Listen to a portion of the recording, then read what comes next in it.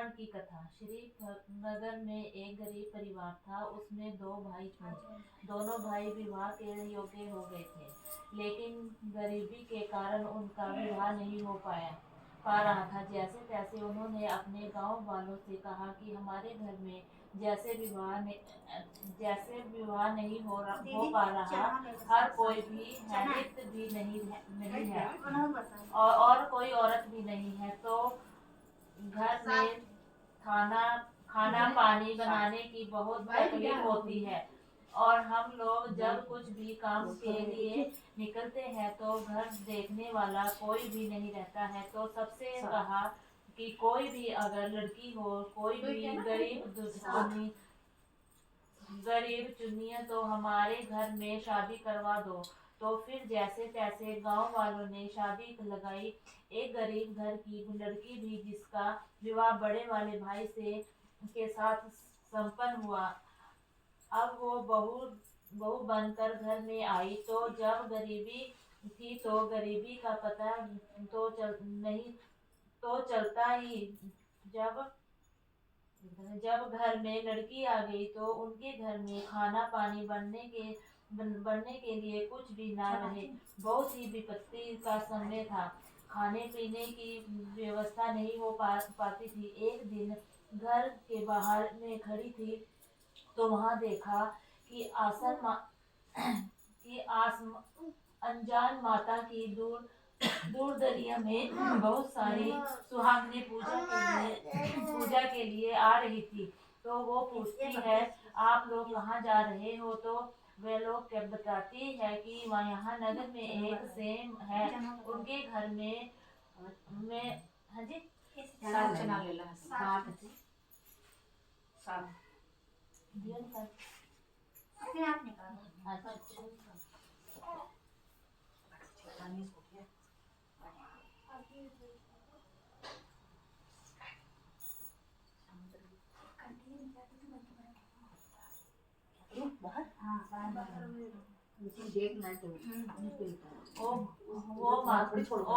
माता की पूजा है तो हम लोग वही पूजा में जा रहे हैं। तो पूछती है कि इस पूजा से क्या होता है, इसकी विधि क्या है? तो जब औरतें बताती है तो वह भी अपने मन में माता रानी के लिए कहती है कि हे ओ माता, अगर हमारे घर में भी संपन्नता देगी हमें कि खाने पीने के लिए कुछ अपने लोगों तो हम भी तुम्हारी पूजा करेंगे और पूरे नगर की सुहागनों को बुलाकर उनको औलाद माता की दुरिया कराएंगे। ये सब मानकर शाम को घर में आई तो तब भी खाने पीने के लिए कुछ भी नहीं था।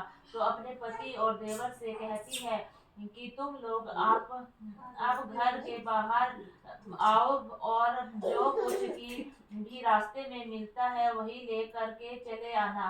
तो वो उनका पति था तो वो रास्ते से लेकर आया, और जो देवर था उनको कुछ नहीं मिला। तो रास्ते में के दूरिये साथ दिखा तो वो उसे घर ले आया जो मरा हुआ था, और उसको एक छपरा पर रख दिया। नगर के राजा थे, यानी कि उनकी पत्नी नहाने के लिए गई थी। हार को वहीं पर रख कर चली गई थी।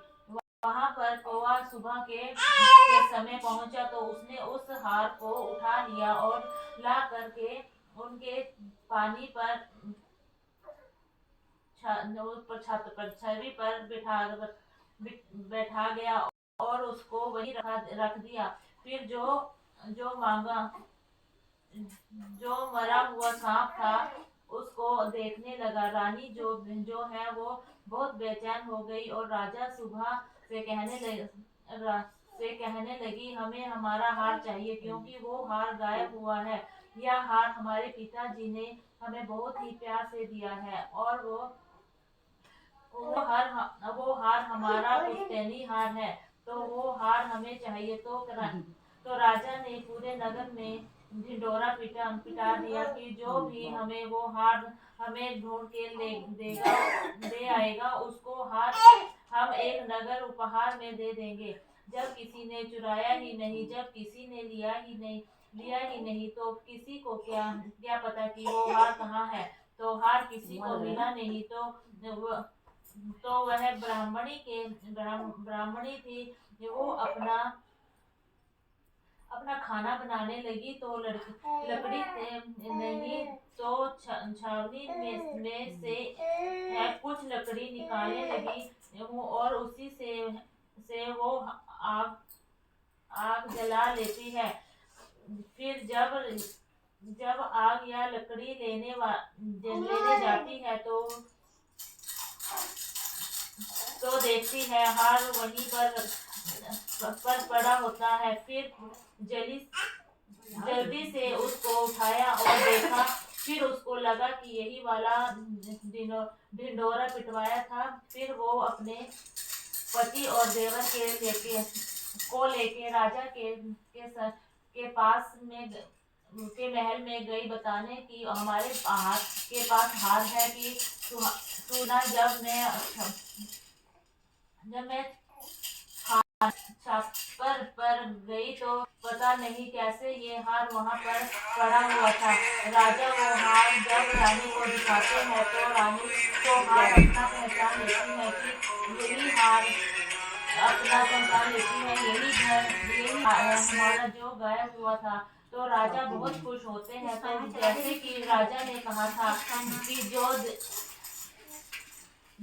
ढिंढोर पिटवाया था, वो जो हार खोया उसको एक हार दे दूंगा, उसको वह एक नगर दान दे देगा। तो एक ब्राह्मणी को एक नगर दान में मिल जाता है भाई। अब उसकी मालकिन दोस्त का कहाँ से बन जाती है। आपसान माता की कृपा से लेकिन उसने जो पूजा मानी थी, वो उसको याद थी था। तो वो पूरे नगर की सुहागिनों को बुलाया कि आजन उसके घर में अफसान माता की पूजा है। सबको बुलाया और बहुत विधि विधान से सबसे पूजा संपन्न हुई। सभी सुहागिनों को गुड़ चना और लिया का भोग लगा करके फिर माता को वित्रता किया। फिर सब का हिस्सा पूरा लगाया। फिर सबको खिलाया पिलाया, और माता रानी को पूजा संपन्न हुई। इसके बाद हर वीरवार को वो उपासना माता की पूजा करने लगी। उसको बहुत सारी धन और सम्मान से